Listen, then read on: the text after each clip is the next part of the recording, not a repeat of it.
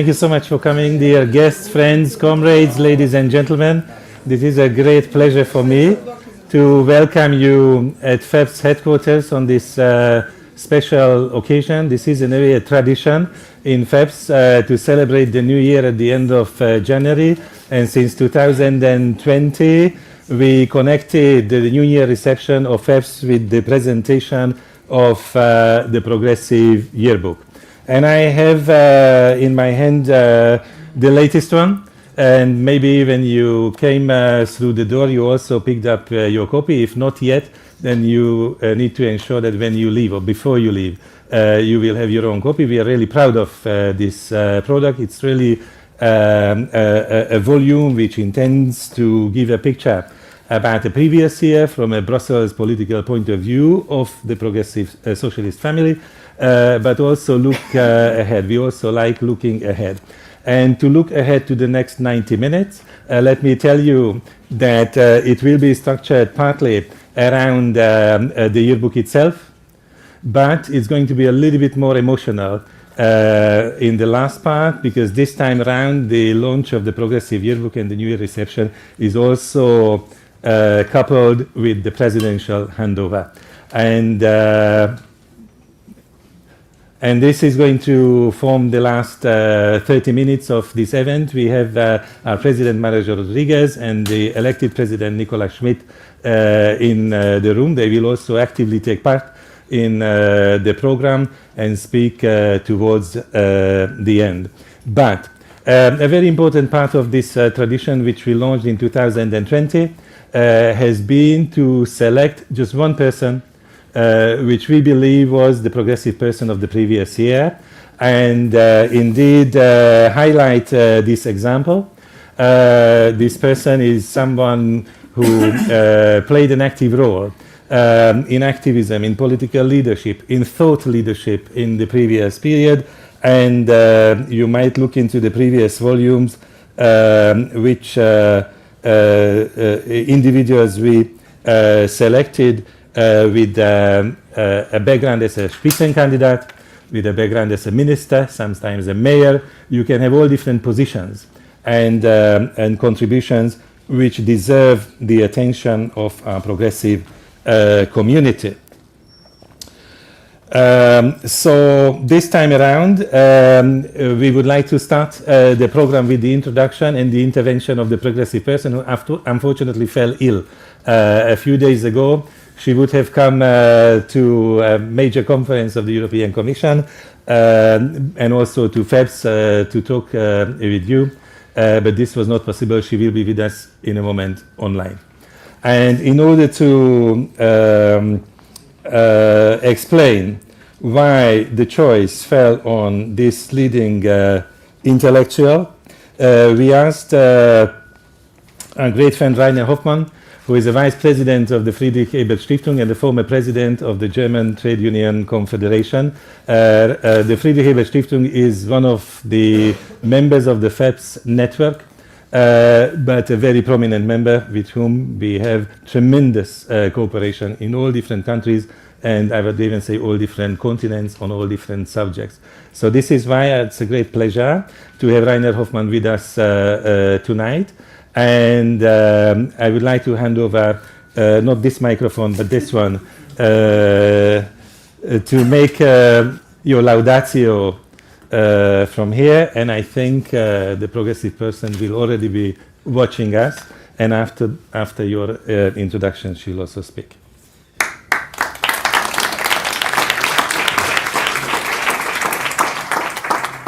Thanks very much. The micro working, yes, huh? It's working. Thanks very much for the invitation, and welcome to everybody. Also on behalf of the Friedrich Ebert Foundation, I wish I wish us all the best for 2026. And you don't have to be clairvoyant to know that 2026 will be full of challenges. Tectonic shifts in the international order. The geopolitical landscape has changed significantly, with huge impacts of geoeconomic policies. and, to my opinion, never before. Since the last 7 decades, our democracies have been such heavily under pressure, if not at risk. As a progressive movement, we have to, and we will be, defending our democracies, fight for our values and freedoms, as we will act together in solidarity. Good to have you here tonight at the New Year reception of the FEPS, and let me congratulate also the FEPS to the 7th edition of the Progressive Yearbook. And it's also good to have the opportunity tonight to celebrate the handover from Maria João Rodrigues and Nicolas Schmit. I know both since a couple of years. And Maria, also on behalf of the Yearbook Foundation, I have to say, thanks very much for all your engagement, what you have done over the last years, how you have developed together with the team, with Laszlo, the FEPS. It is really, really significant and good to see. But also, best wishes for Nicolas. Where you must be, it doesn't work really better, huh? I try, but if not, we try to without. No. Once again, it's good now. So, what I try to really briefly summarize 5 key aspects of her work. A new approach to value, that we must move away from the idea that people maximize only their own preferences, and values must be created for the community as a whole in the public interest. Secondly, markets need to be shaped by policies. This is, to my opinion, nothing new, but she underlined quite clearly that we need a modern and effective, innovative state to give clear crash barriers for markets which will not work alone. And thirdly, the economy must work for the societal goals rather than the society is working for the economy. And she recommends that our understanding of value creation and inequality will start to be tackled by pre-distribution rather than redistribution. And I remembered immediately, Mariana, that this is so important from a trade union perspective. And this is why Nicolas Schmit, and I've been DGB president at that time, successfully introduced the minimum wage directive. Not because we are keen for a minimum wage. Most important was that member states are now have to present action plans to reach the coverage of collective bargaining up to 80%.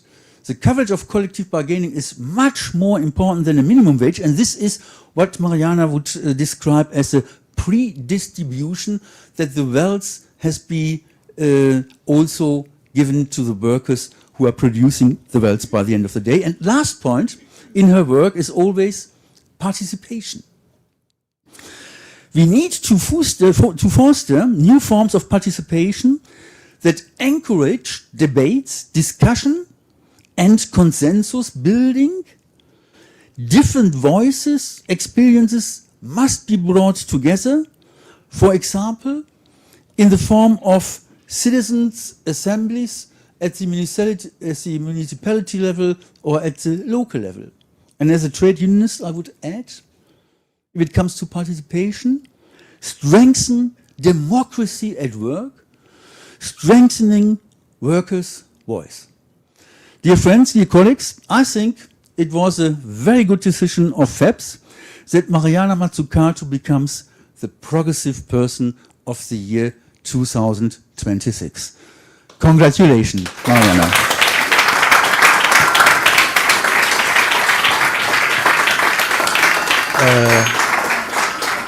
Thank you very much, Rainer, for this very thorough introduction and interpretation of the contribution of Mariana Mazzucato. Mariana, can you hear us?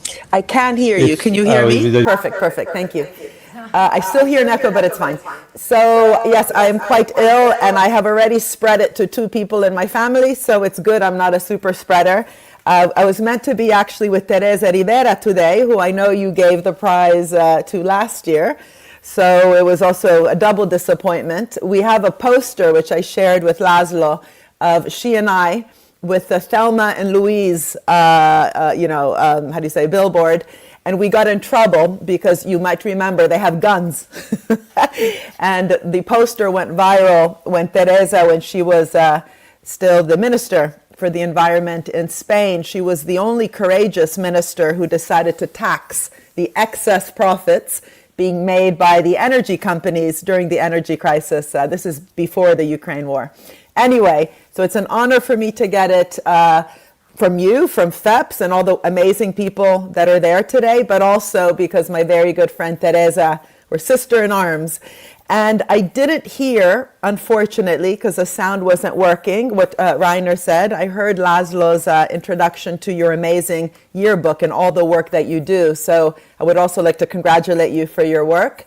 Rainer, I just heard a bit of what you said, and maybe I can just start with this point about value. You know, I always say that it's not a coincidence that the tech bros in Silicon Valley like universal basic income, because it doesn't debunk, it doesn't upset the mythological theory of value, where value is created only in the private sector, and especially by them, right? The garage tinkerers, the entrepreneurs in the tech field. And then they generously pay their tax, which of course we know they don't. And some of that tax then gets distributed to people through some sort of universal basic income, which they think is a good idea. Why do they think it's a good idea? Because it completely doesn't change any of the narrative, which, if it's debunked, would actually question where they got their wealth from in the first place. So if we start using different words, like a citizen's share, a citizen's dividend, in other words, getting back what you deserve, what you contributed, what you created, this collective creation of value between workers, between different types of organizations, also in civil society, the state. I've written a lot about the state's role, and of course the private sector. Then all of a sudden, the discussion is very different. It's about making sure that we are sharing not only in the risks, not only in the contributions, but also in the rewards. And I think this is what I've tried to do, really, is to debunk the narrative and the theory of value, which then justifies this very bad distribution, skewed distribution, and increase in inequality that we've seen.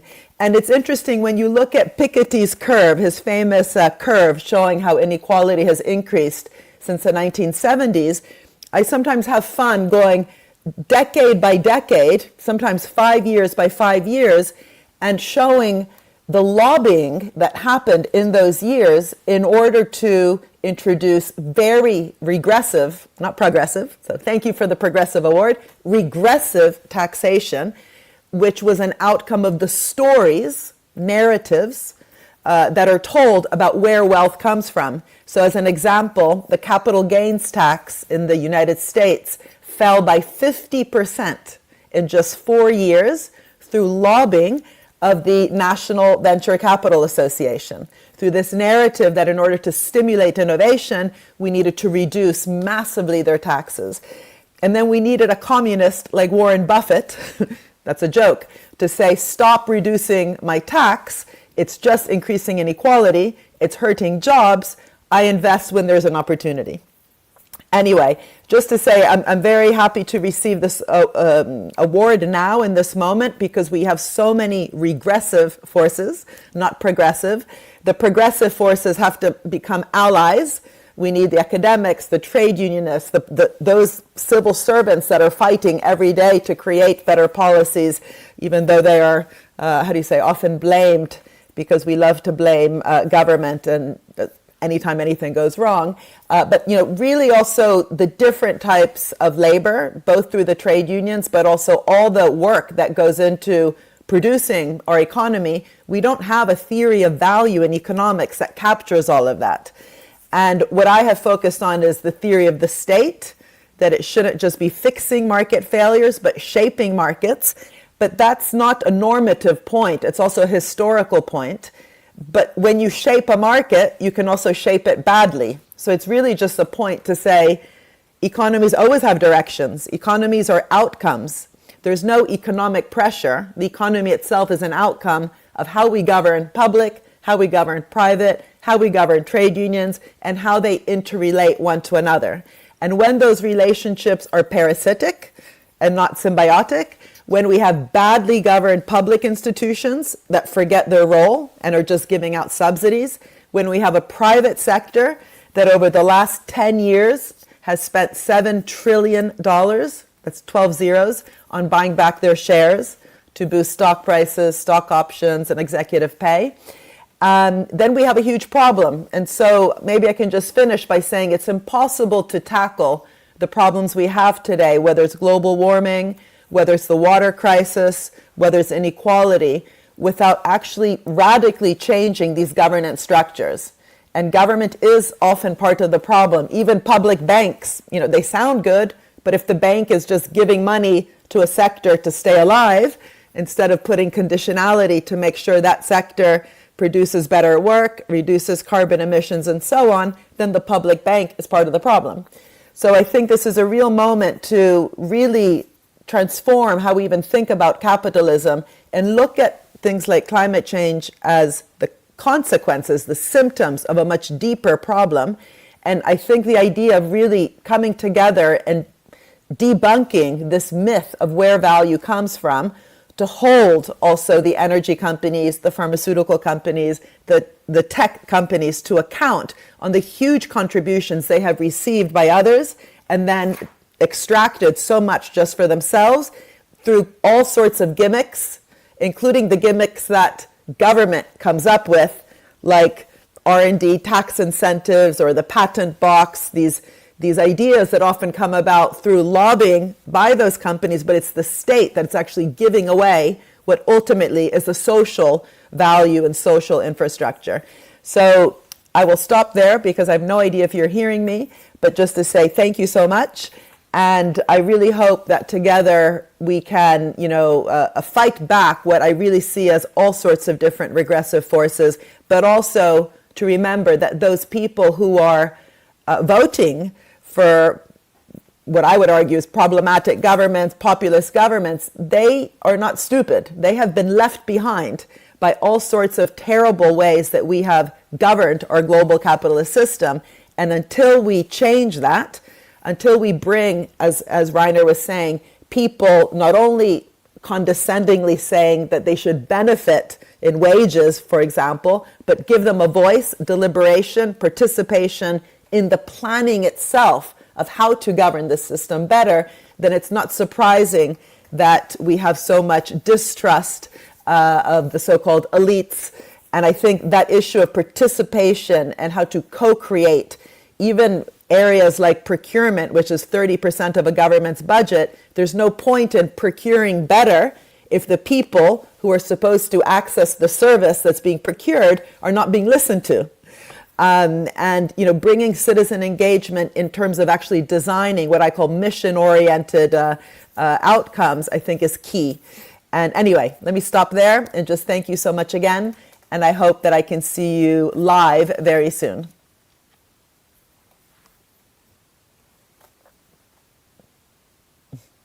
Minutes for a few questions. Of course. Is that possible? Of course. Then I would like to ask Maria João to read the first.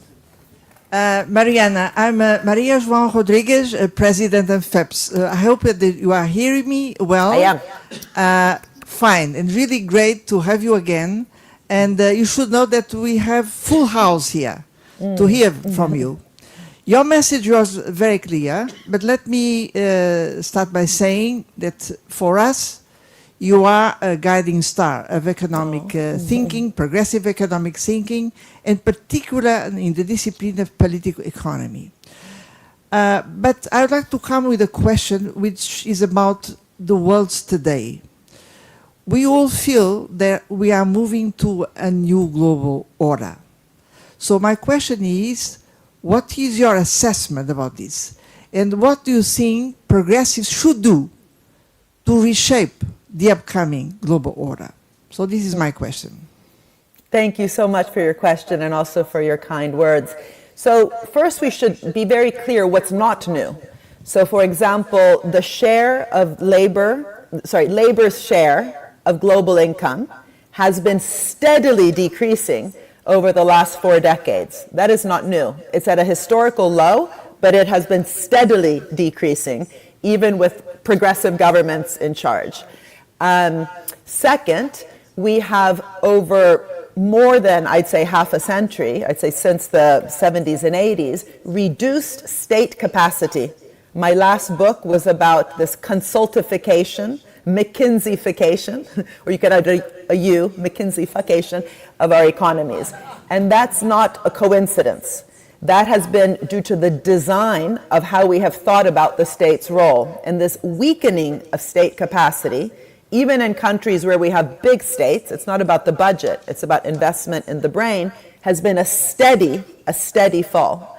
I think what is new, of course, is the Trump factor, with the tariffs, the geopolitical tensions that we see in the Middle East, that we see obviously in Ukraine and so on. That's new, but are these blips or is this also part of the steady kind of trajectory that we're going to see? And personally, I think progressives have been pretty bad at making sure that when we do get a labor government, a democratic government, a socialist government, that we actually find the cure to those steady problems that we've had. And as I mentioned at the end, the rise of populism, I think, is absolutely connected to what we have seen in the last 50 years in terms of working people and some of the most vulnerable people really not benefiting from what it was supposed to be, the 21st century, the knowledge economy, the new economy. Having said that, given the Trump factor, I think what's interesting and that's new is increasingly a coalition of the willing, as one argues. I don't know if you saw the letter that was written by the president of Spain, the president of Brazil, Lula and Sanchez, and Ramaphosa, just before the G20 process.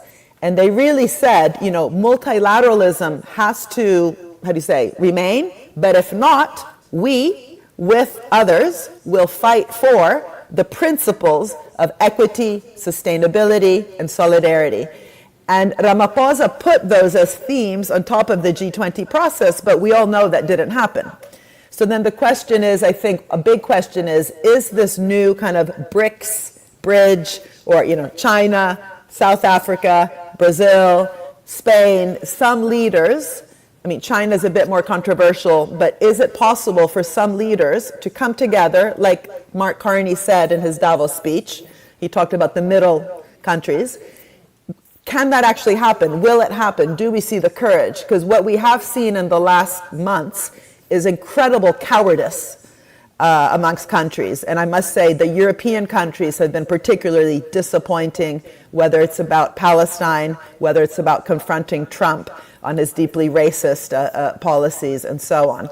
So I think I see hope if what Mark Carney argued for and what Sanchez, Ramaphosa, and Lula argued for as well happens. Because together I think we can confront what's currently happening in the US, but definitely not with these bilateral treaties, bilateral discussions where everyone just goes and kisses up to the king.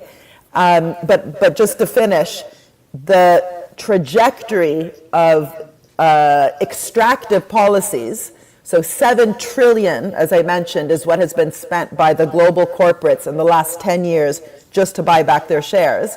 That lack of reinvestment into the economy, the lack of sharing wealth with those who contributed to it in terms of labor, that has to remain a progressive focus.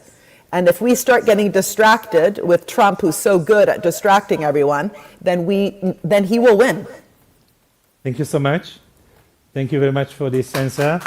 Thank you. Theoretically, we would have more time for questions, but not more time for answers. Mariana, let me draw the attention of the audience to the interview, which is our conversation that was recorded when you were in Italy and I was in Denmark, and it's published in the yearbook itself, and there's a longer version which is online presented. I believe we have to move on with our program. Apologies again for the technical difficulties which resulted in the delay and the loss of the time, and we wish to see you at some point in person, either in Brussels or in London, in order to catch up with everything. Yes, thank you so much, and wishing you all the best in your institute. Thank you. Now, my belief, and when it comes to technology, it's all about belief.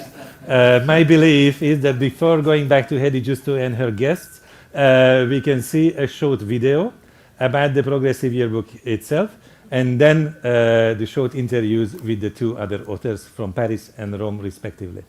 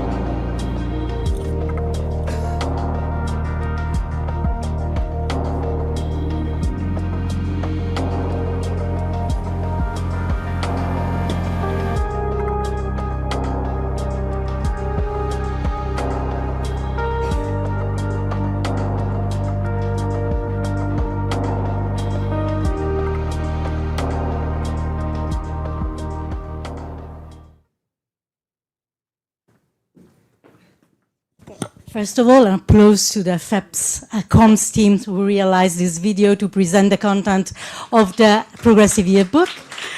Thank you. Now we are back. Bruno, I hope you can hear us now. You've been introduced already, so I won't repeat the introduction. Daniela instead joined only now. Let me introduce her. She's an associate professor at the Political Science Department of the University of Roma Tre in Rome, as well as scientific advisor of the Istituto Affari Internazionali. And I forgot to mention, she teaches international relations. First of all, thanks to both of you for joining us, even if only virtually. So the audience has already heard about the reasons why we chose these two topics, looking at the European election, the elections that took place in some of the European Union member states in the course of 2025, as well as Gaza. I will repeat my first question to Bruno because he could not hear us before, and without brief explanation, as an editor, I'm kind of obsessed by titles because to have a good titles always catches people's eyes and drive people to read a chapter or the article. And I think that both chapters have two very good titles. In the case of Bruno, as I mentioned before, the title was Democracy Without Comfort, the 2025 European Alignment, in which he introduces two concepts that are quite provocative, and they trigger, I think, they triggered people's curiosity. What do you mean with democracy without comfort? What is European realignment? This is the question that I would like to ask to Bruno first and foremost. Thank you all. What I wanted to say with democracy without comfort, it's a kind of description. It's the idea that it's a kind of shift in how citizens interact with their political systems. The idea is to challenge the common narrative that European democracy is dying due to apathy or abstention. I think the first thing is that far from being indifferent, in 2025, what we saw was that the voters turned out in a record numbers in many countries. And but however, this increase of turnout is not comfortable for democracy because it expresses also a kind of dissatisfaction. It's not only people who agree with the democratic system who come, but also people who want to express some anxiety and some dissatisfaction with it. And in that way, it seemed that citizens were using their votes as a weapon of sanction or a kind of way to protect themselves or asking of protection. They are deeply attached to the electoral mechanism, but they wanted to express their dissatisfaction and to punish sometimes the incumbents who they felt were not able to give them more control on the country's destiny. And in some way, it's a kind of demanding of democracy this way, but it can be a demand of democracy that goes to vote for populist parties who also express anti-democratic behavior on their agenda. About the 2005 European realignment, the idea was to say that there is a change, it seems, on the populist votes. It's not only anymore a protest vote, but it's also a vote that can be a pivotal vote. We see that the populist parties are now able to create some coalitions in different countries, and so to not only block institutions or protest, but also access to the government, and it's changed also the way populism is going on for me. The other thing is that there is a kind of normalization of radicalism in politics. Of course, we still have some political parties which are very, very radical and outside of the traditional border, but we see also some populist parties trying to normalize themselves and to trying to be much more, I would say, in some way to be the opposition and the main opposition in some countries. And the last point was we see some end of consensus on some of issues with the populist rising. Not only on the domestic issues, it was already the case in the past, especially on immigration, for example, but also we noticed that on the Ukraine issue, for example, where the main and the consensus was to support Ukraine clearly in the first years of the conflict. Now we see that this party, they are clearly pushing against that and against the idea that we should still support them and maybe we should go away. Thank you very much, Bruno. You actually mentioned another thing which is one of my obsession, which is migration. And we do know that migration is one of the most difficult topics in Europe, beyond Europe, and for the progressive forces in particular, who struggle to find a way to tackle migration in such a way that it's also in line with our political values. In your chapter, you mentioned that anti-migration attitudes are strongly correlated with political affiliations. I would like you to say a few words about what you mean with that, and also what this means for progressive forces. The thing is that what we also see here is that clearly the more you're on the radical right voters, the more you're against immigration, and especially you make immigration a main issue on your votes and on the way you decide for who you're going to vote for. So the point is that it's when we look at the main issues in most of the countries where there was election, economic issues were clearly dominating. But it doesn't mean that immigration issue doesn't exist. It means that it's in some way it's hidden in the fact that it's the clearly the main issue for the radical right voters, and it's very low for the progressive voters, for example. So a question is that how to answer that, and one of the idea that I try to develop is that you can't ignore this issue, thinking that of course the main economic issues are the economic issues are the main important. So let's discuss only about that.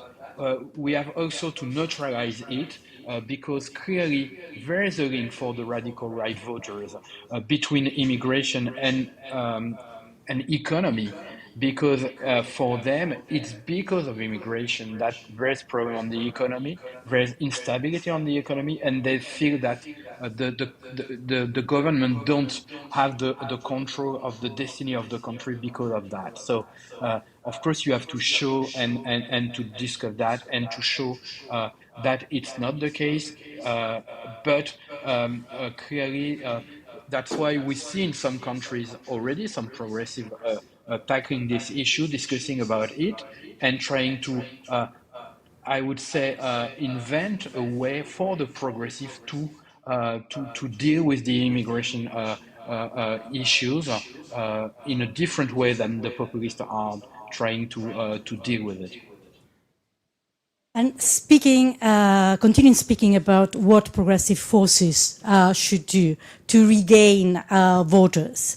You mentioned at the end of your chapter that the progressive forces should offer tangible policies, concrete policies on wages, for example, or on housing. On the other hand, your article also identifies as a profound sense of insecurity, of losing of control on people's destiny. So my question is this loss of control so deep that cannot be fixed only with concrete policies? And if this is the case, how do we need maybe a new way to talk about national and European identities?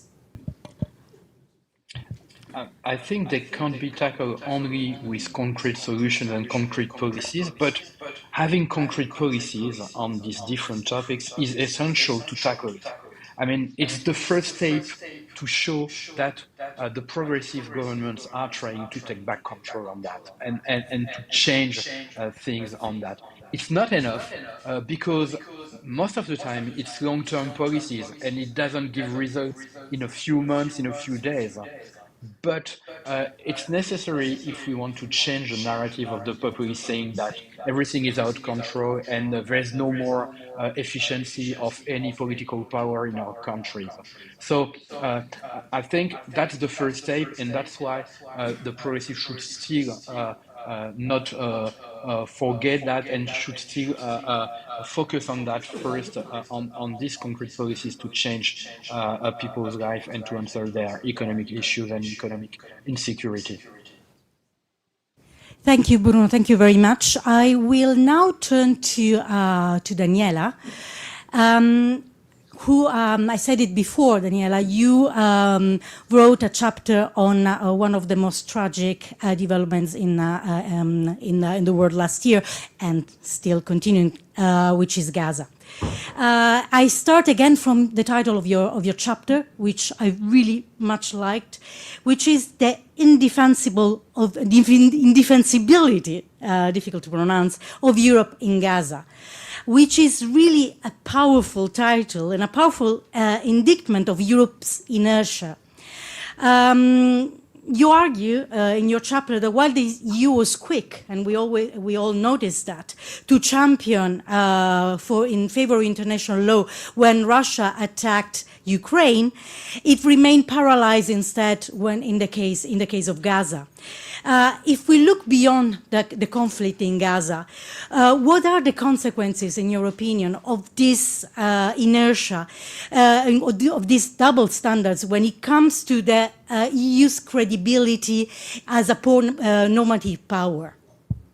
Well, thank you so much, Edvik, for giving this topic a space in the yearbook and also, of course, today.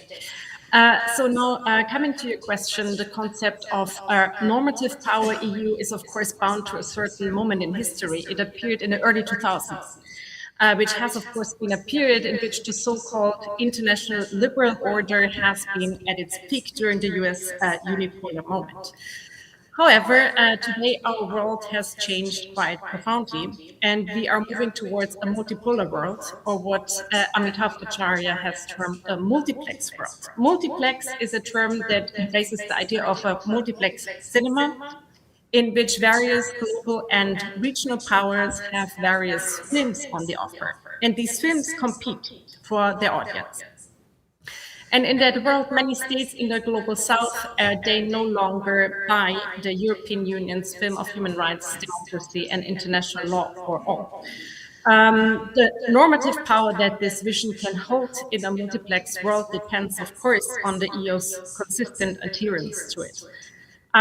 If international law is only applied if it suits the EU geopolitically, it looks not very appealing to the global south. Many states in a post-colonial world have indeed perceived Gaza as a watershed and as indicative of where the EU stands, perceiving that it won't defend international law for them.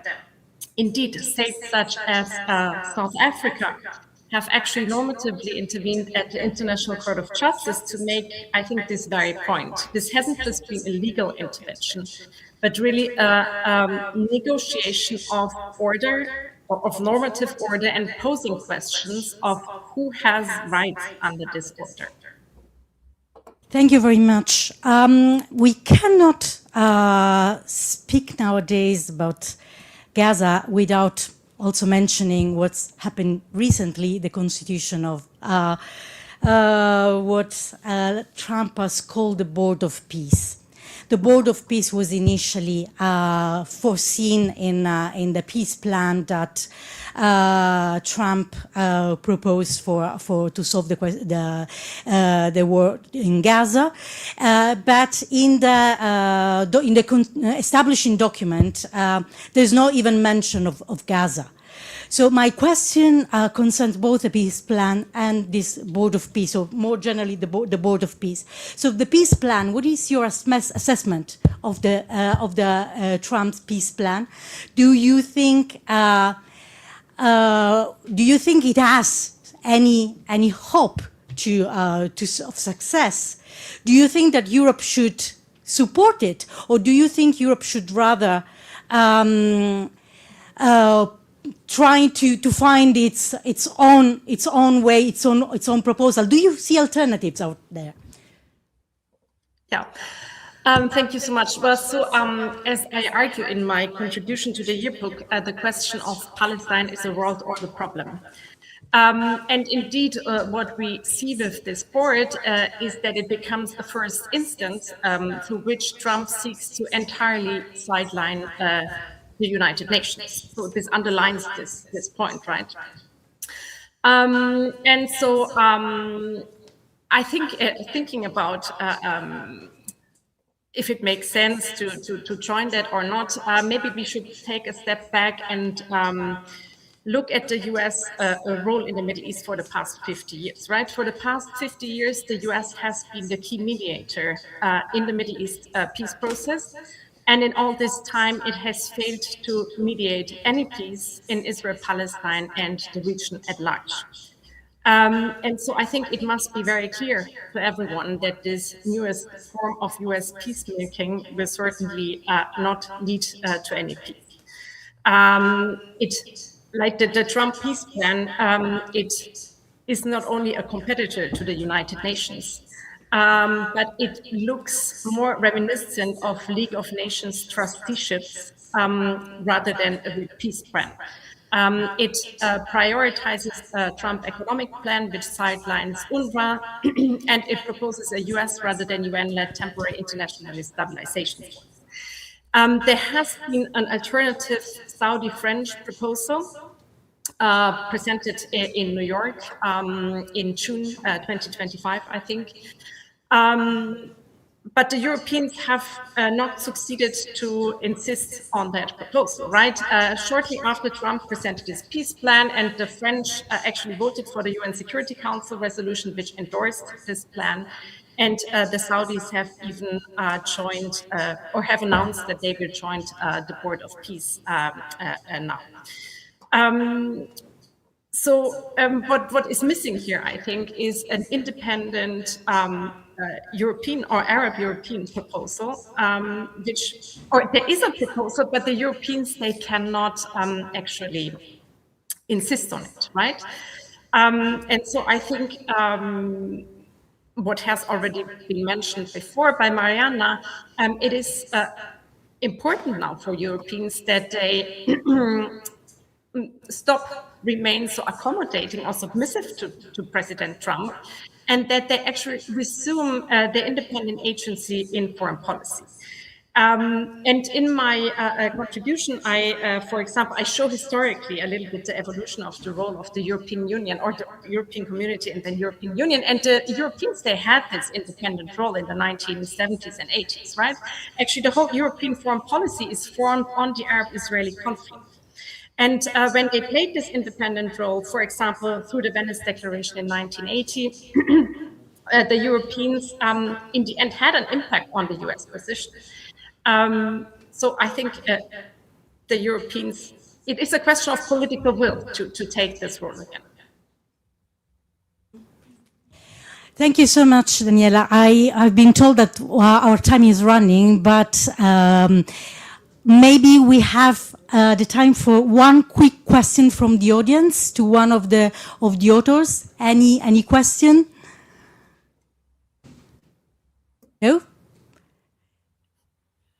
Okay. Then I think we can continue with the rest of the program. I thank you again, our authors. I hope they have given you an idea of what you can find inside the book, and that, as they did with me, that they triggered your curiosity. Thank you so much.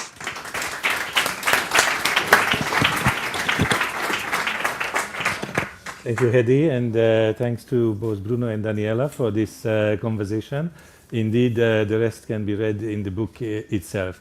Now, the third part of our event is coming, which is the presidential handover. It doesn't happen very often in the life of an organization that the leadership is changing. And indeed, we have to thank Maria João Rodrigues for more than 8 years of leadership as a president of FEPS. And it's not going to be only me, but after Maria João, as well as Nicolas, as a new president, spoke, we invited 3 distinguished guests also to tell what they think about this. We believe that this is a good opportunity also to have this momentum, to live this moment together with our audience. Of course, it started with the General Assembly of FEPS in December, when there was a formal election on the 12th of December, and today in the meeting of the FEPS Bureau, there was already a formal part of this handover. But this is an informal event. I believe we are among friends, and first of all, I would like to ask Maria João to talk to you, to address this audience, and she will be followed by Nicolas. Maria. Again. Great.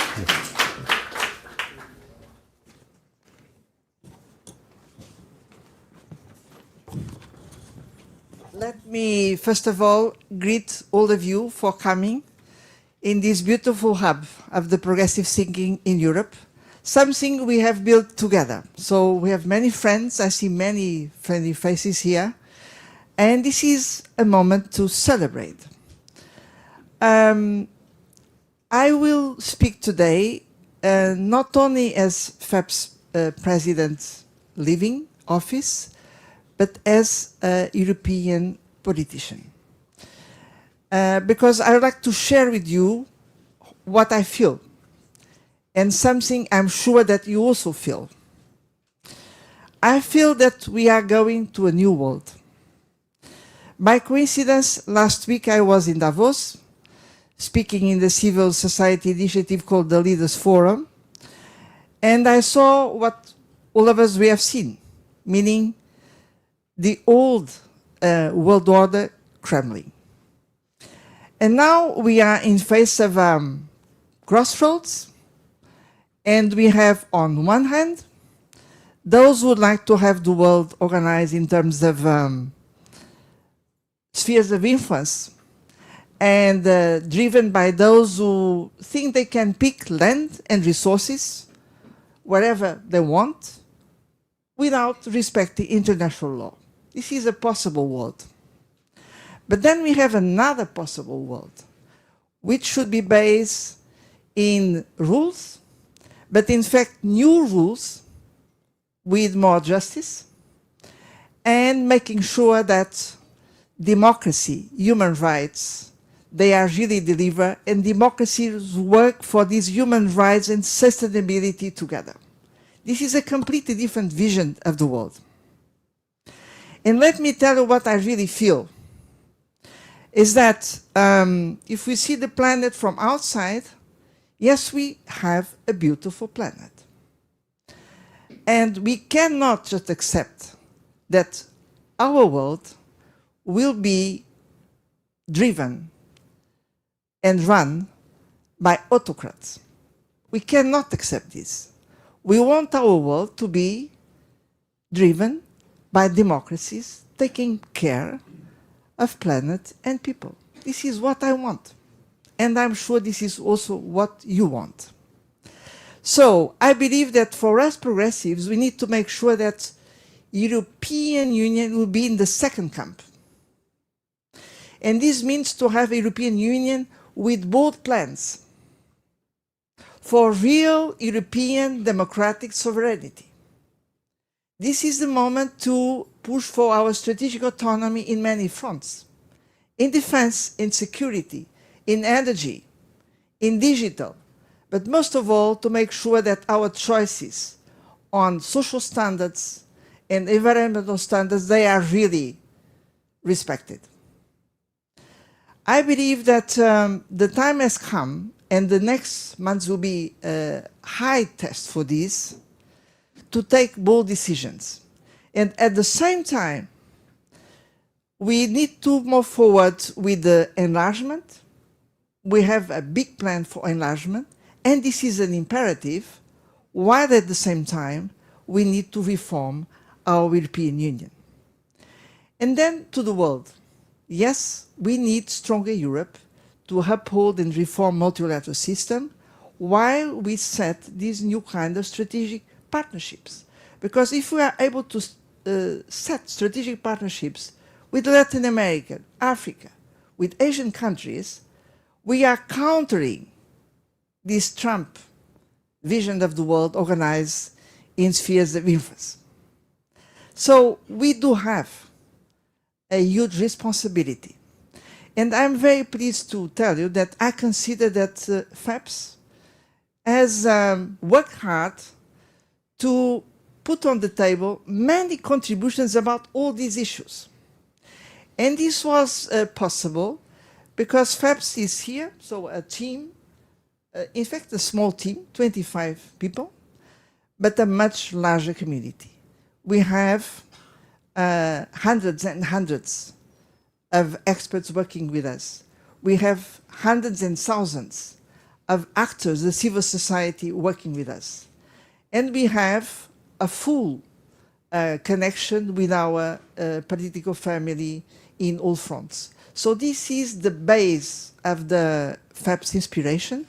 And you can count on FEPS, I'm sure, to move forward with this ambition. Now, let me tell you something about myself, because as you know, I asked to be replaced after 8 years of quite hard work to build up the FEPS together with you. I think this is a reasonable thing everybody can understand. And I'm now moving to new challenges, reflecting somehow the situation we have. And I want to share with you some short announcements. I will focus my efforts on basically 3 operations. One is about dealing with the geopolitical situation, because we do have a risk of a world divide between the so-called West and the rest, now representing by G7, by the way, very much in crisis, but on the other hand, let's not make illusions.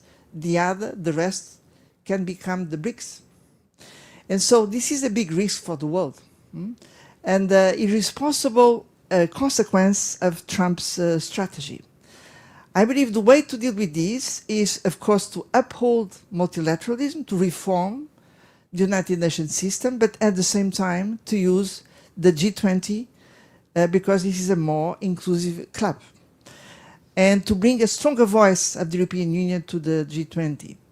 So we work about this, and now I just was invited to play this role of bringing the voice of the European Union to the G20, T20, and we'll start, I think, coordinated action in this direction.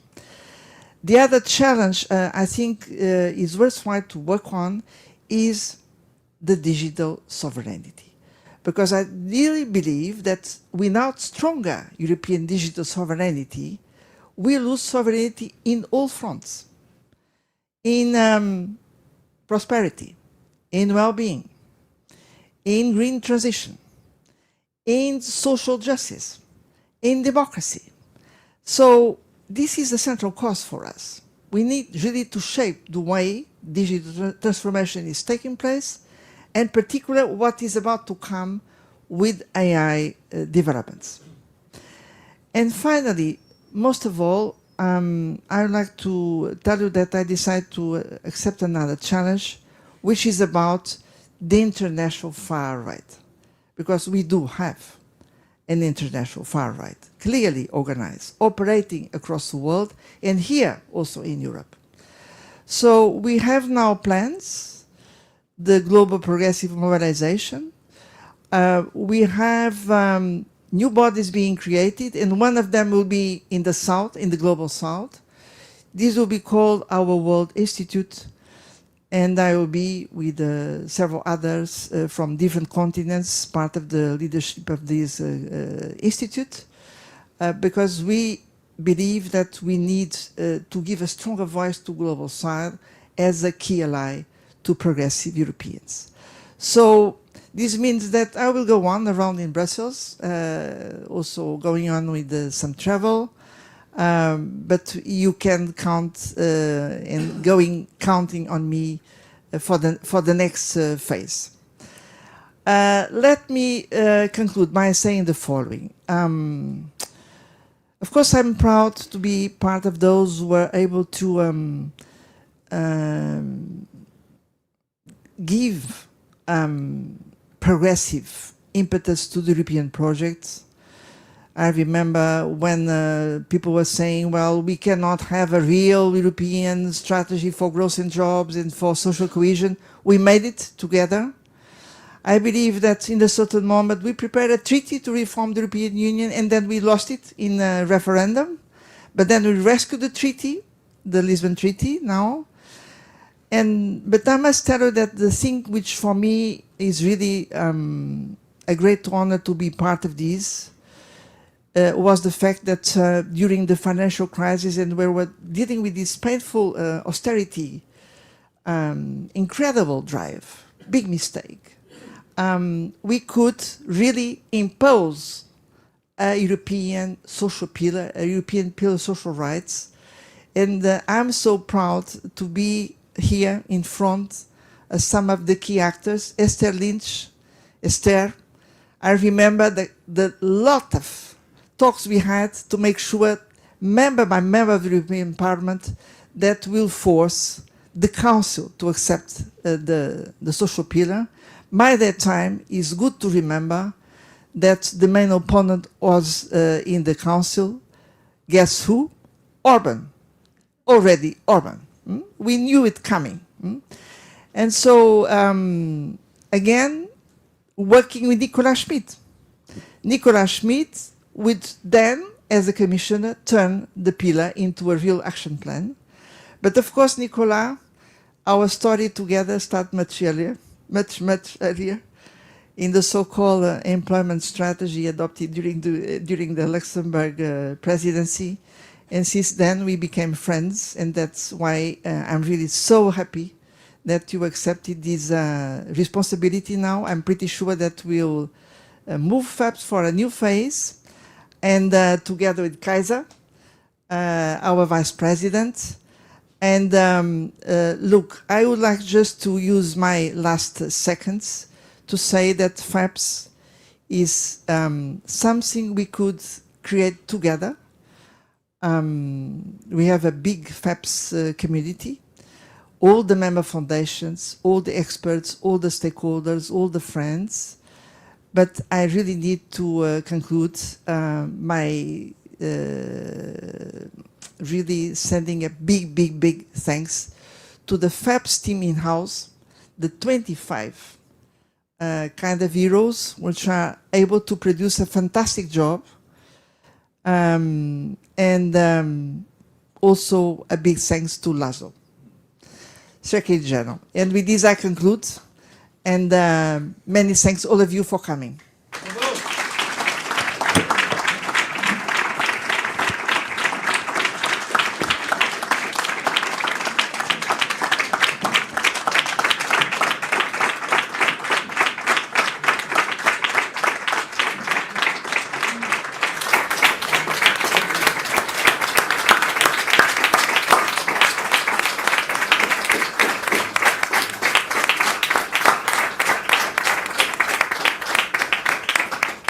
Thank you so much, Maria. And now we are coming to a big moment. Would you like to listen to your successor? Yeah. Now there is something I need to offer to him. Is it no? After he spoke. After he spoke. Okay. First he speaks. Sorry, it's now it's the giving of the passing of the baton. That's Ah, good. yes, now, before I speak. Otherwise, I have not the right to Otherwise you speak. cannot. Okay. Okay. Then you get it from the colleagues. Whoa. Oh, So- right. Wow. Which is Now let me first of all, as you see, this is a kind of bowl, but this is also a flower. And this is handmade in Portugal. This is where this was made. But most of all, I think there is a beautiful story behind this piece. And the beautiful story is the following. This was handmade by traditional workers of the glass. They really made this with the traditional way, to spread the air, the hot air, so in beautiful art. And what happened, it was many years ago in Portugal. There is a region in northern Lisbon called Marinha Grande, so a traditional industrial area, where we had a lot of companies producing these kind of pieces. But all of a sudden, this industry came into a crisis, traditional glass manufacturing. And so there was a big crisis there. They were a bit desperate, I must say, looking for new jobs. By that time, by coincidence, I was Minister of Social Affairs in Portugal. And then I started working with them, and we start really seeing that there is a hope to have a new plan for the region. And then there was a big restructuring, a big transformation, and now, today, this region is one of the most innovative hubs in Portugal. If you go there, you see a lot of companies producing a new kind of outcome, because it's then the plastics, then the molds. They use manufactured by computer. They export all over the world, so it's a lot of success, a lot of qualified jobs, including for young people. So I'm saying this is a beautiful story, because this means that when we have progressive action, we can really provide a better future for those who are involved in sometimes in deep trouble. Now this became a legacy to FEPS because we decided to bring beautiful objects from all over Europe. So this is part of FEPS patrimoine. But for me, it's a very beautiful symbol, and that's why, Nicolas, I'm very pleased to hand over my role to you as the new President FEPS by handing you this beautiful piece. Voilà. Et voilà. very much.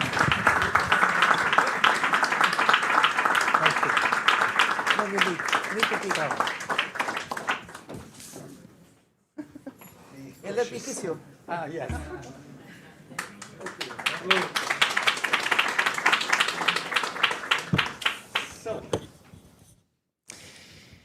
Well, dear friends, I must say it's quite, for me, an emotional moment for different reasons.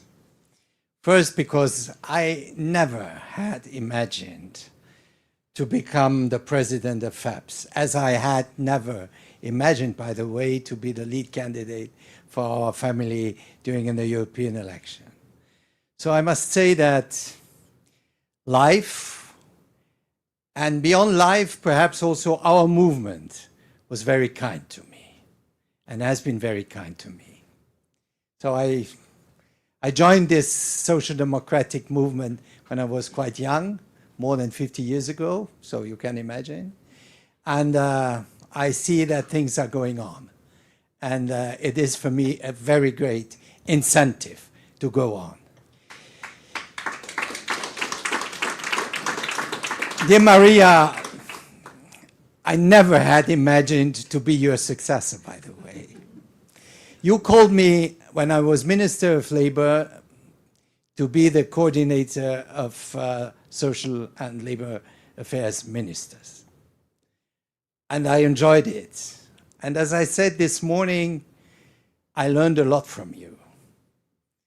I know that you are a professor, and I must say, well, I studied a lot from your experience and your way to handle things and also to analyze things. And we spent quite a lot of time together discussing, especially at very critical moments, the crisis, the financial crisis, the increase of unemployment, youth unemployment, where we were enjoyed by Kajsa, who was at that time the leader of the Young Socialists. So all that was very exciting moments, sometimes also very difficult moments. And you gave you described this period in Portugal of a region where industry was down, where people were in despair, and finally you managed to restore. And I think this is the essence of our work as social democrats. And I would say that first, when we look around, the world is not, as Kani said, in a transition. It is in some kind of major disruption. But also, and perhaps particularly in these times, we have to be aware that ideas matter. Ideas matter. Unfortunately, we are not the only to know that. We see that now at the extreme right, by the populists, they have understood that ideas matter. But we have to oppose our ideas to theirs. And therefore, the first battle we have now to deliver is the battle for better society, democracy, social justice. And this is a battle first against the extreme right. And I'm very happy that we still can count on you to be part of this battle. FEPS is already engaged in. Now, taking over from you, I must say that you have built FEPS in a way. You have really built up, together with all the staff, and especially also with you, Laszlo. Also, we share some part of our common life story. So there would be no FEPS as we know it now without you. And this is a challenge for me, I must say, because this means, well, first you have to continue, and second, we have to adapt, because as you said, the world is changing, not always in the best way, and especially also our political family has to adapt and to change and to convince again. This is really a big challenge. And to convince citizens that we are not belonging to the past, that perhaps for a better society, a democratic society, a more just society, we should be the future and not the populist. And to do that, to convince, I think we have first to reflect, we have to think, we have to analyze, we have to propose. And that's what FEPS has done, and that's what FEPS has to do in the future. I must say, especially as a commissioner, I was quite lucky, I must say. I was a commissioner at a very happy and positive moment. Because we, and you recalled it, we got this tool I didn't really believe in, which was the pillar of social rights. And finally, I remember a meeting we had with Jean-Claude Juncker in his office where we discussed and we asked for the action plan. And finally, I couldn't imagine at that time that I would be the commissioner to put down the action plan. And it was under a Portuguese presidency also. Very often Portugal is now playing a very essential, important role in the European Union, where we, through the Porto Summit, we not only launched Social Europe, we prepared a certain number of important decisions, and we anchored this Social Europe. And this is the big challenge also, because nothing is acquis forever. Nothing. Not democracy, not Europe. We discover now that even the European Union is not something we can consider definitely for granted. We have our enemies, I could say it, inside, who want to destroy the European Union with all the values, with all the positive things it has brought to citizens. They want to destroy it. And they have found allies. We considered to be our allies before. And now they are the allies of the enemies of Europe. And that's why now we have to come together, all the progressives, in Europe first, but also, and here I join exactly what you have said, also outside. And I think there is not a fatality that this terrible idea of new imperialism will win. That's not a fatality. But to oppose this, we have to be stronger. First, as Europeans, we have to be stronger. And that's why we have to work on ideas how to be strong. Because the first condition to be strong is to have a strong majority of citizens behind us.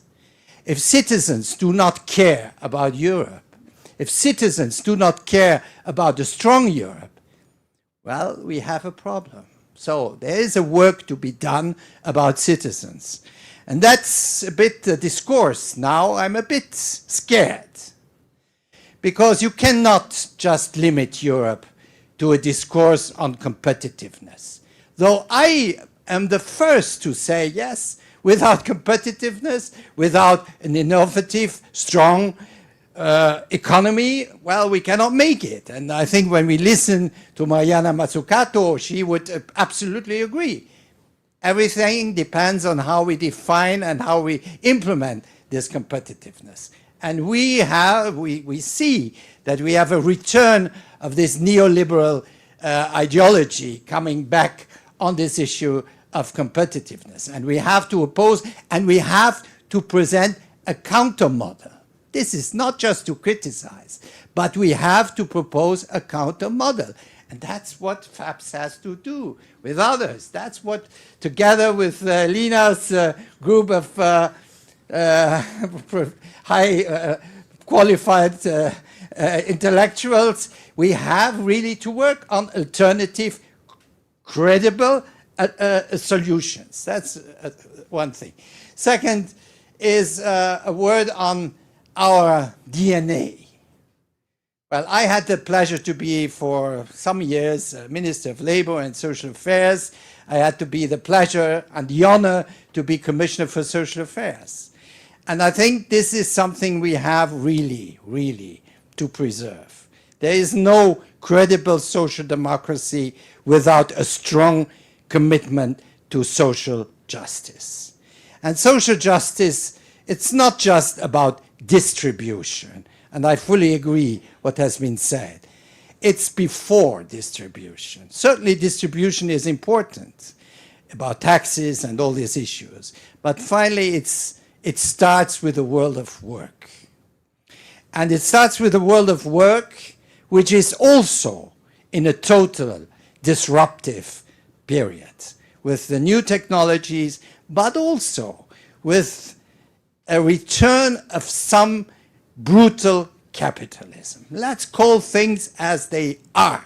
We should not have any reserve to use the words which correspond to the reality.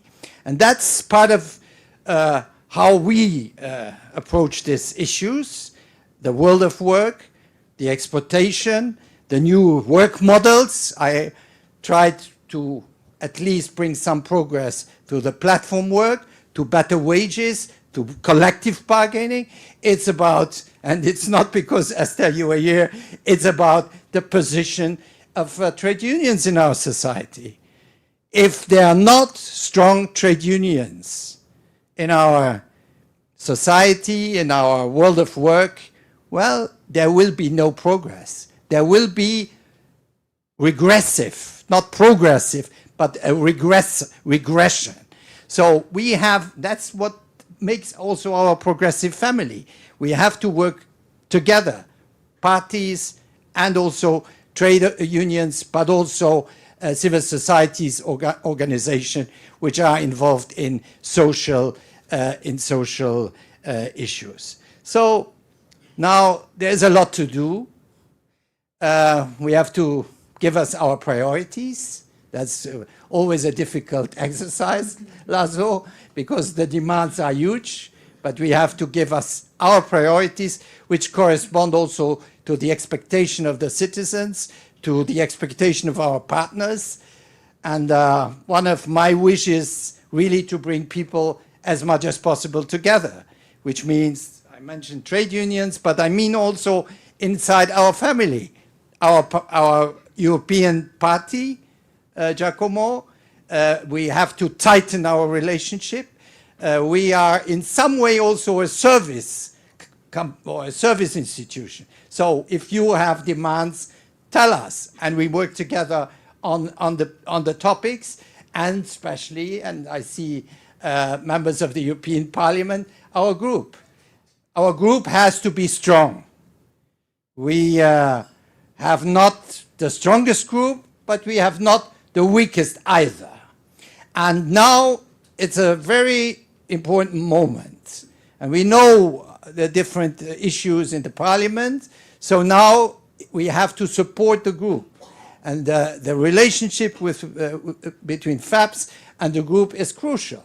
Because as I said, ideas matter, proposals matter, and a strong voice matters. And that's what we have to do together. I am looking forward for this job. It's not a job, no, that's the wrong word. For this mission, in some way, that's nice, yes. And I'm looking forward to work with all of you, especially with the team here, with all those who are involved with FEPS, meaning also the 70 and plus members of FEPS, partners of FEPS. And as social democrats always have to be optimistic. Because, well, if we are not optimistic, we fail. And even at the darkest times, social democrats were optimists, even at the darkest times. I remember this Italian, well, what's his name, who wrote this idea about a democratic Europe. Being in Spinelli, yes, Spinelli, when he was in prison on a terrible island somewhere in Italy. And he wrote his vision for Europe at the darkest time. Well, we are a bit in a dark time, but we have to be optimistic, and it is the optimism of the will. That's Gramsci. Please, let's go on.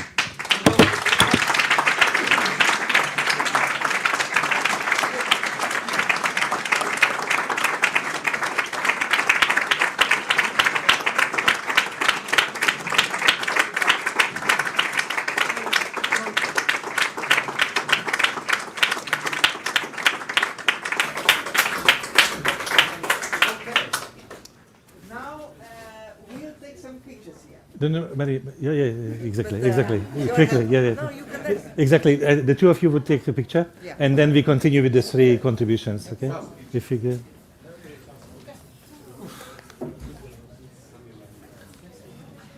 One picture with you also. Okay. And Laszlo.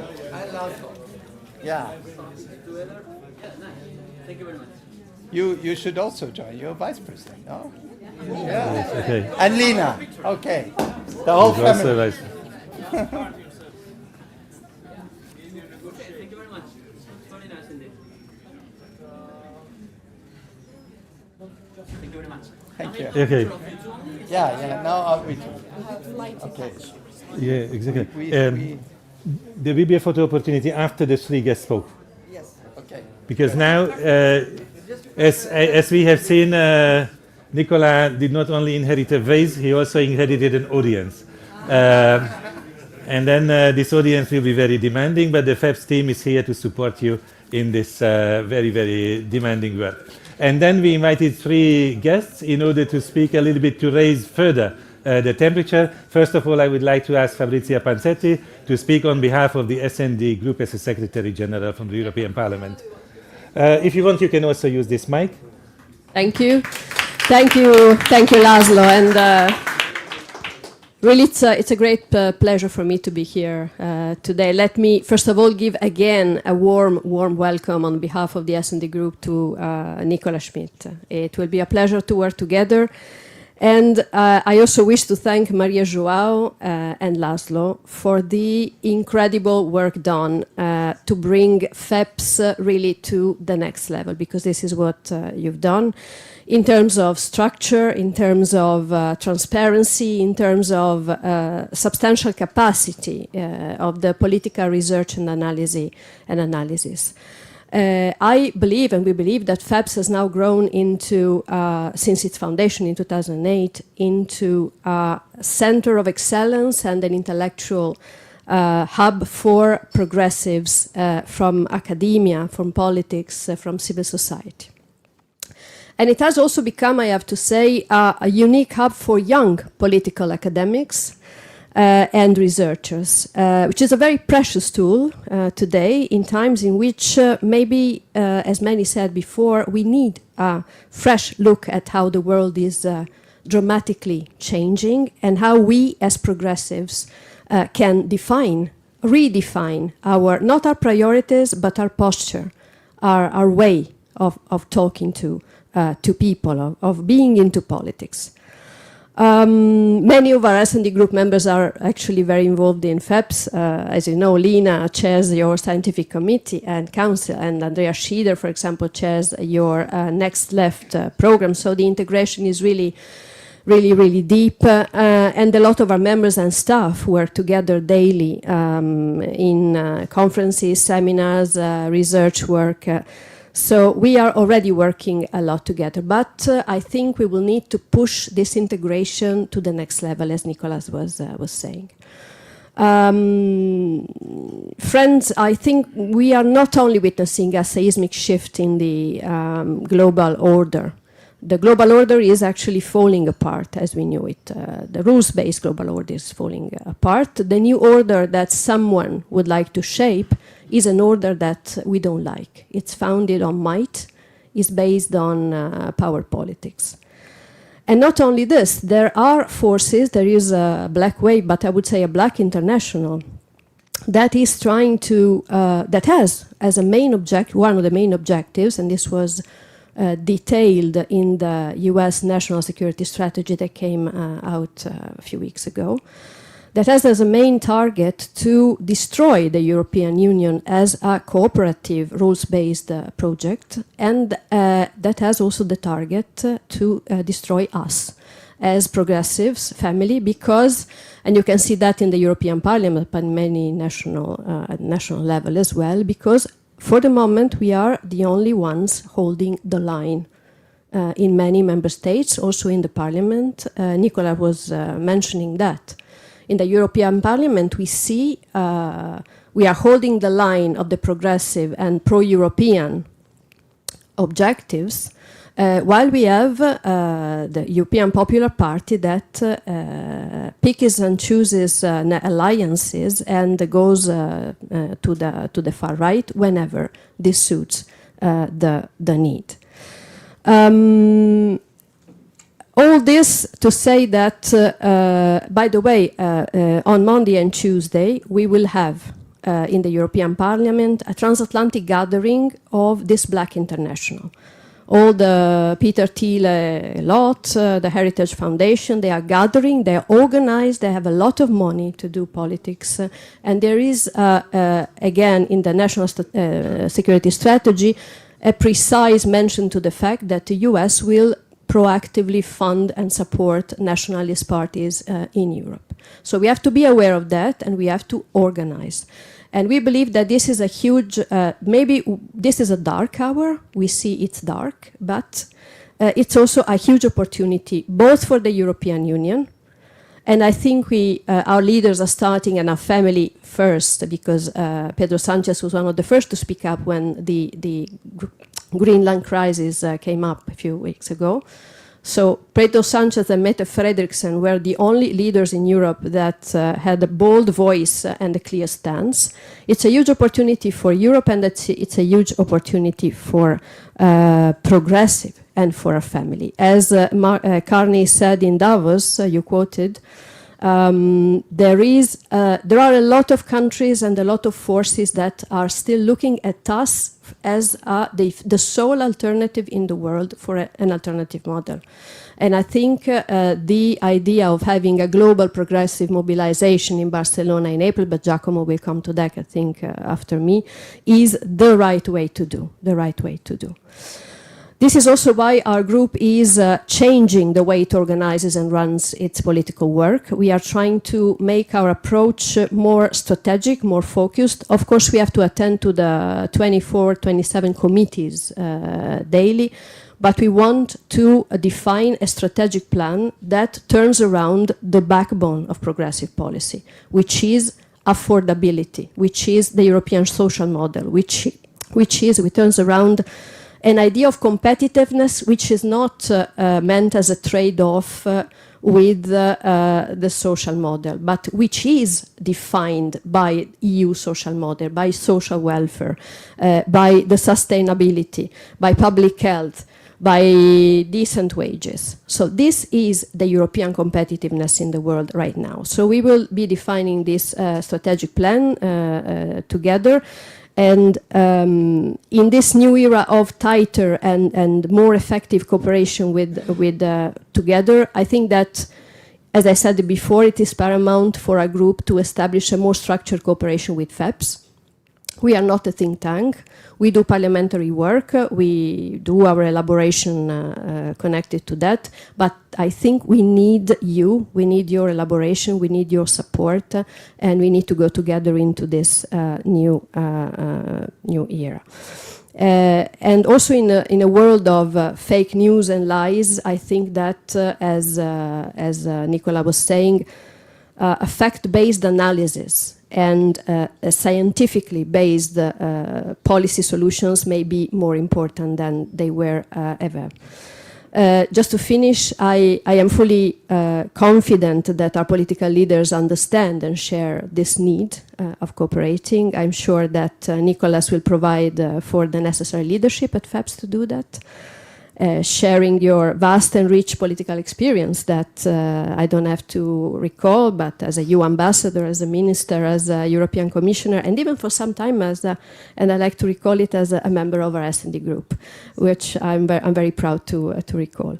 And I also know, and I can assure you that Irache is keen to strengthen our ties and to work with you, and I look very much forward to that. Thank you very much. Thank you, Patrizia. Can you stay in the front seat? Thank you very much. And now I would like to ask Esther Lynch, the General Secretary of the European Trade Union Confederation, to handle this microphone. Yeah, thanks. Every year, the doomsday clock asks a very chilling question. How long before the human race finishes itself? And this year, it's set at 89 seconds to midnight. Closest it's ever been.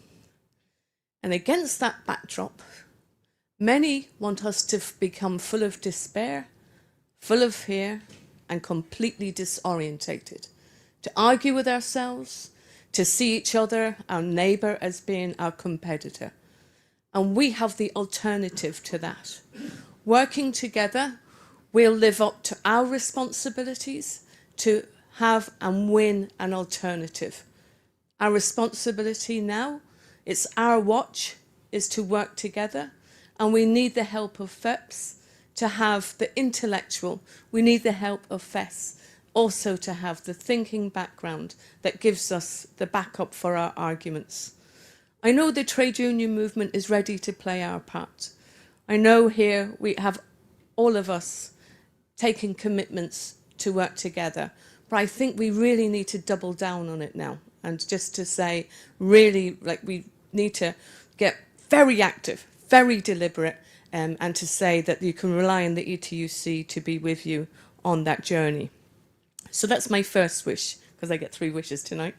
So my first wish is that we work very, very closely together to get that blueprint that we can easily communicate and people can rely on. My second wish is for you, Maria João. I want to thank you, because you're right. We spent a whole year together turning it from the European Pillar of Social Principles to the European Pillar of Social Rights. Principles are nice, rights are better. And then we managed to persuade everybody. And that was so important for the success of the European Union, because a lot of people have forgotten, coming out with the financial crisis, working people had pretty much given up that the European Union was on their side, because they saw in the financial crisis minimum wages had been dropped and collective bargaining had been pushed to one side. And the European Pillar of Social Rights says, no, there's another promise. The other promise is that the European Union will be with you. So the legacy of that, I'm going to talk about in a minute, is what we made a lot of. So please don't think that that was something that was done and finished. It's something that's done and lives on. It really does. And we made a lot of use of it for the gender pay transparency, and we've still got plans this year for the Quality Jobs Act. So to thank you for that. I also want to thank you because I don't know if you remember, but just before I got elected as the General Secretary of the ETUC, you and me took a long car journey over a very long bridge that your brother had built. And you gave me a lot of personal advice, and I'm very grateful for that.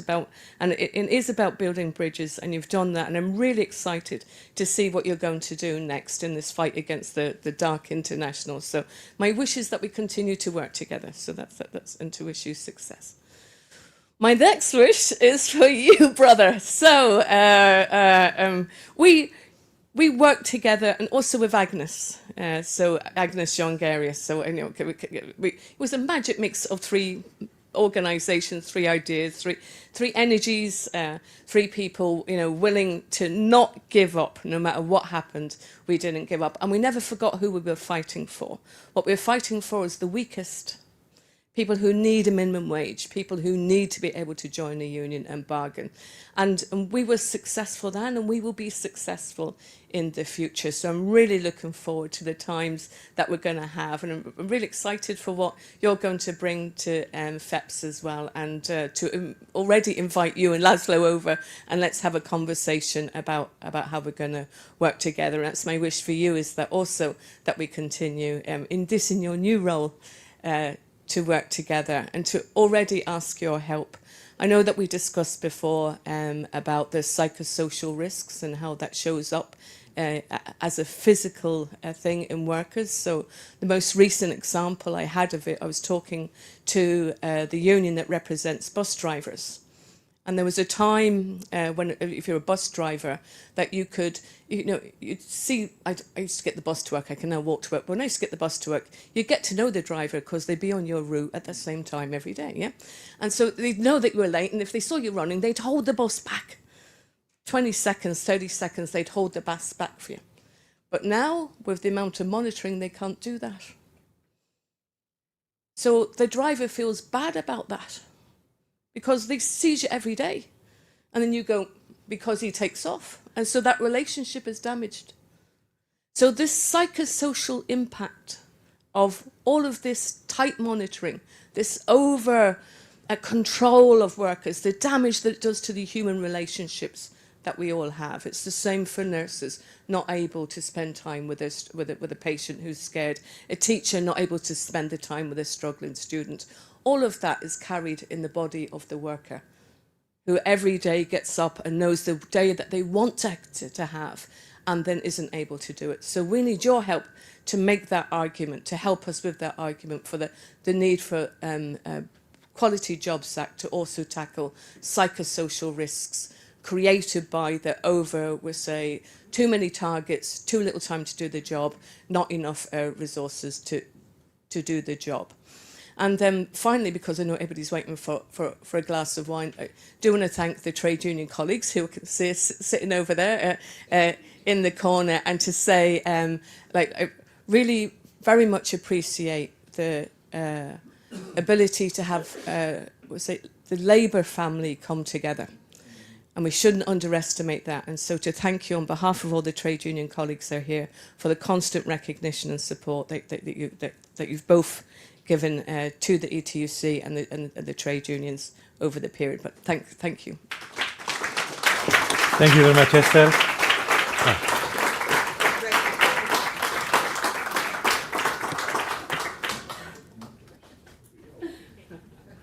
Esther, could you stay with Patricia here?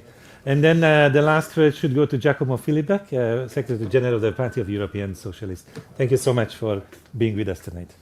Thank you, Laszlo. It is indeed an honor to be invited in such an historical moment for the life of our foundation. It is also a bit of an ungrateful, thankless task to be the last man standing between the reception, the drinks, the food, and yourselves. So I don't want to abuse of your patience, and I will be extremely short in my address. It's a simple message that I have to pass, and it's around two notions of two concepts, gratitude and indebtedness, if this word exists in English properly. Esther will correct me. And because we are not only grateful for the job for the mission, as Nicolas rightly put it, for the mission that Maria João performed and carried over the past 8 years, but we are seriously indebted because this leadership task that she performed was not cost-free.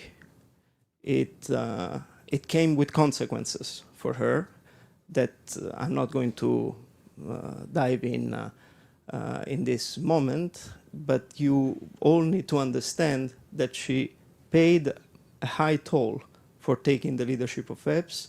It was a big sacrifice for her life, and she did it because she's a devoted comrade, and she will never say no when the family calls to take up responsibility. Thank you, Maria. It was in 2017 that many players inside our political family realized that this organization, this FEPS Foundation, needed rescue, needed to be reorganized, reshuffled, remodeled according to principles of accountability, democracy, transparency. And this is exactly what Maria managed to do with the support of our Vice President Uwe Optenheugel. I hope that I'm pronouncing this correctly because I've been trying for years to do it properly. With Johan, that is in the back that has been accompanying her since the very first steps. And then when Laszlo came in as Secretary General, the job continued and took the shape that you see today, this new headquarters, and also the energy and the enthusiasm that you can feel, you can breathe when you enter in those rooms, and we have felt it in these past years. So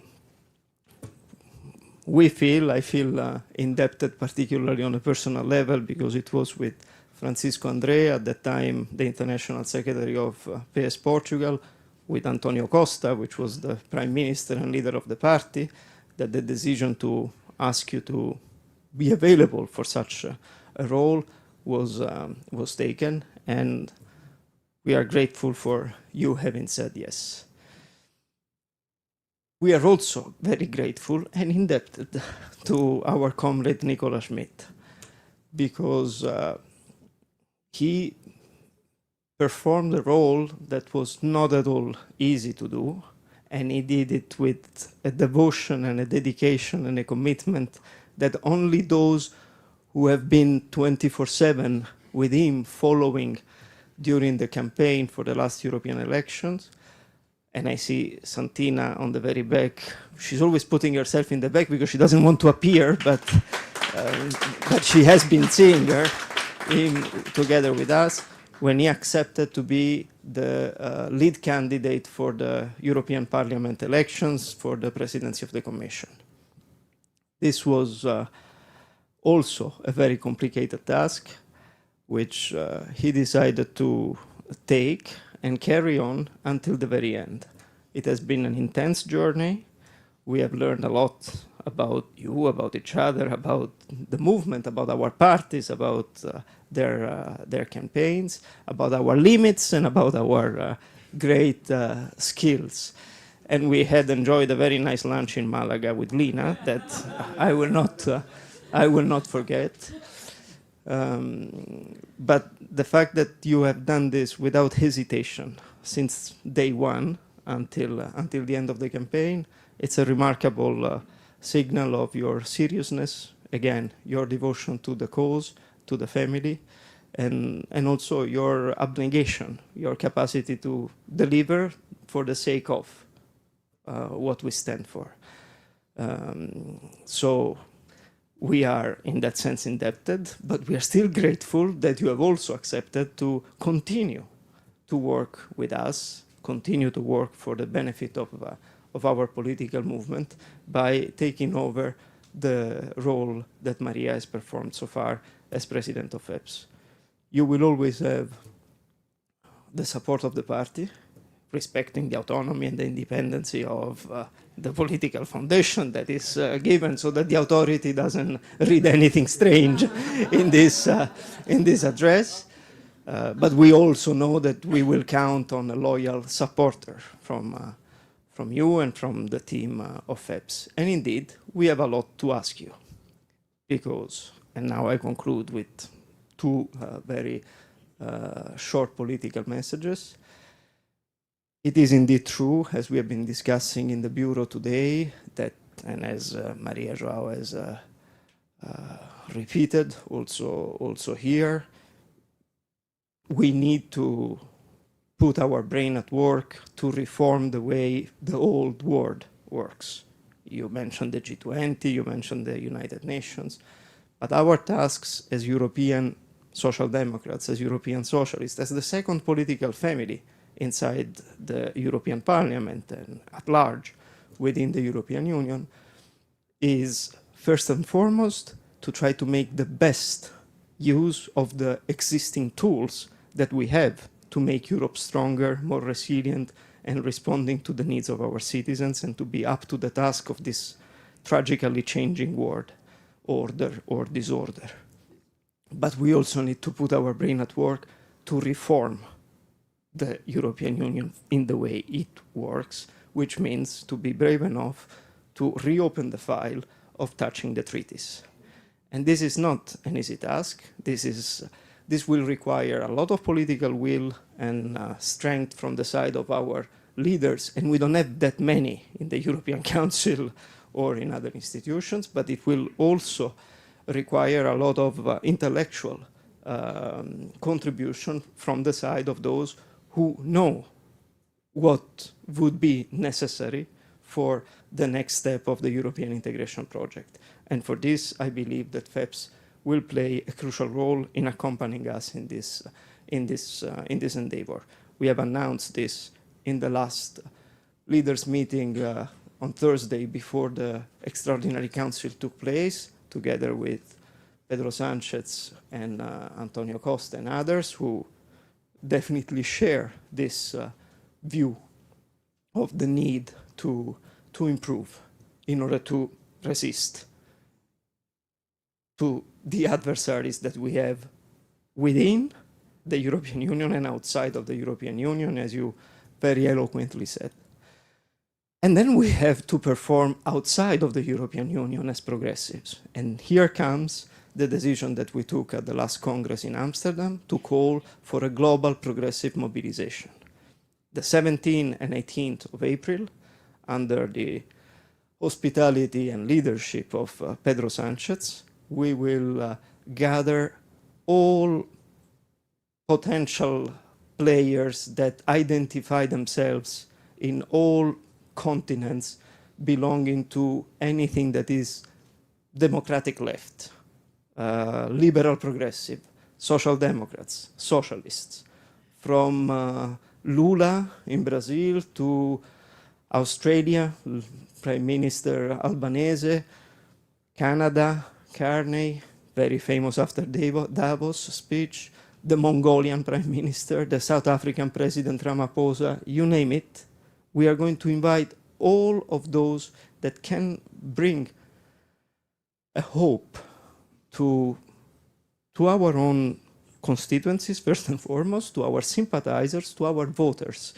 We need to show that we have understood that it's necessary to step up, that we have understood that when, and that was Fabrizia just before, when you play with organizations that have funds, cash, power, that try to support each other from the different corners of the world, and that all identify themselves in these MAGA CPAC gatherings that they very successfully hold annually, well, then it means that we also have to step up and to be as strong as they can be. In fact, stronger. And for this, I'm very happy Esther is here. We cannot do it only with political movements, only with political leaders. We need to go back also to the workers, to our trade unions at the European level and at the international level, and to make sure that they are partners with us in this mission. So this is only a goodbye in the sense that we count to see all of you, all FEPS and its foundation, to be active in Barcelona on the 17th and 18th of April to start a new mission for the progressive movement worldwide. We will not surrender, we will win. Thank you, Giacomo.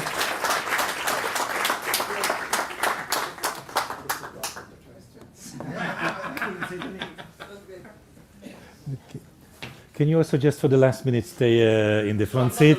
No, it's the last minute of this event. I'm really grateful to everybody who stayed and came to attend this very important event in the life of FEPS. I think the two presidents demonstrated they are important leaders from whom we can always learn a lot in the past, but also in the future in different capacities. We heard about the merits a lot, but also the expectations and the demands on FEPS from different stakeholders of our organization. And what is left for me is to thank the FEPS team, which prepared the yearbook, prepared the event. Now, I think at this moment they are a little bit anxious that you should also like the food and not only the discussion which took place inside the room. And they also ensured that we overcome the technical problems which interrupted a little bit the program. But I think despite the complications, this was important because we are European not simply because we are sitting in Brussels, but because we can connect with London, with Paris, with Rome, and many other locations in one evening, but also throughout the entire year. So this remains a very important part of the activity online, but sometimes also in presence. So thank you again, and this is the moment when I invite you to the light reception, which is waiting for everybody outside, and photo opportunities also. Can we have a picture with you and Laszlo? Photo opportunities for the leadership also possible.